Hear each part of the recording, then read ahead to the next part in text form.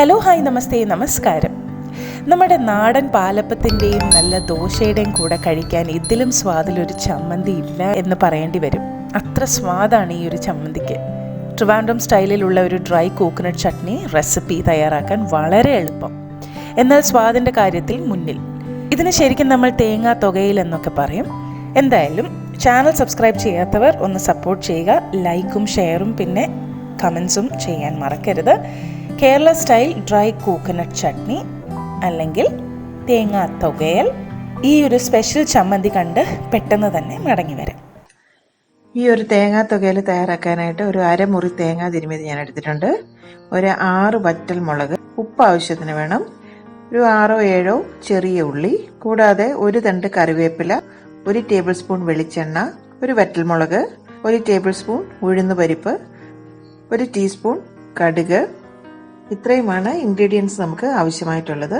ആദ്യം തന്നെ മിക്സിയുടെ ഒരു ഡ്രൈ ജാറിലേക്ക് തേങ്ങ തിരുമിയത് നമുക്കങ്ങ് ചേർത്ത് കൊടുക്കാം. വറ്റൽമുളക് അതിൻ്റെ ആ ഒരു ഞെട്ടൊക്കെ മാറ്റിയതിന് ശേഷം ജാറിലേക്ക് ചേർത്ത് കൊടുക്കാം. ചെറിയ ഉള്ളി കൂടി ചേർക്കാം. ആവശ്യത്തിനുള്ള ഉപ്പ് കൂടി ചേർത്ത് കൊടുക്കാം. ഇതെല്ലാം കൂടി നന്നായിട്ടൊന്ന് ക്രഷ് ചെയ്തെടുക്കണം.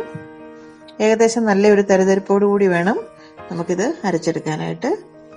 ഈ ഒരു പരുവത്തിൽ അരച്ചെടുത്തിട്ടുണ്ട്. ഇത്രയേ ഉള്ളൂ. ഇതിനെ നമുക്ക് കടുക് വറുത്തെടുക്കണം.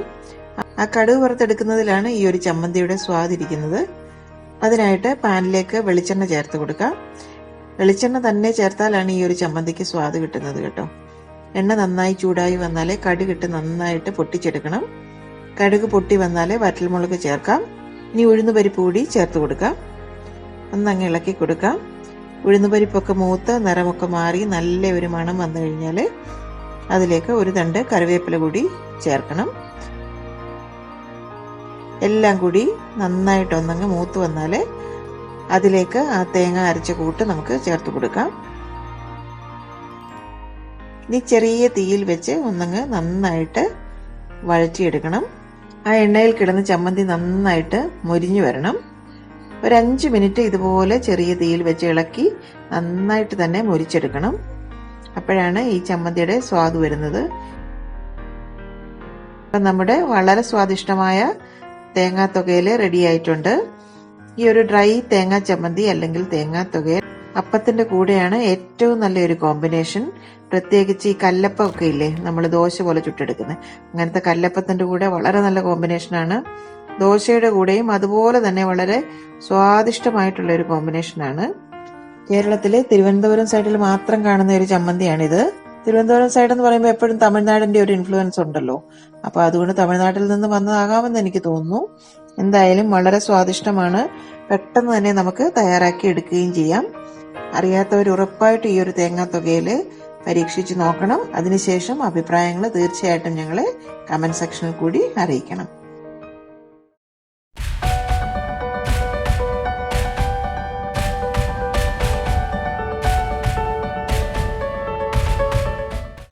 അപ്പോൾ ഇന്നത്തെ റെസിപ്പി നിങ്ങളെല്ലാവരും കണ്ടു, ഇഷ്ടമായെന്ന് തന്നെ വിശ്വസിക്കുന്നു. ഇഷ്ടമായെങ്കിൽ ഇപ്പോൾ തന്നെ ആ ലൈക്ക് ബട്ടൺ ഒന്ന് ക്ലിക്ക് ചെയ്യുക.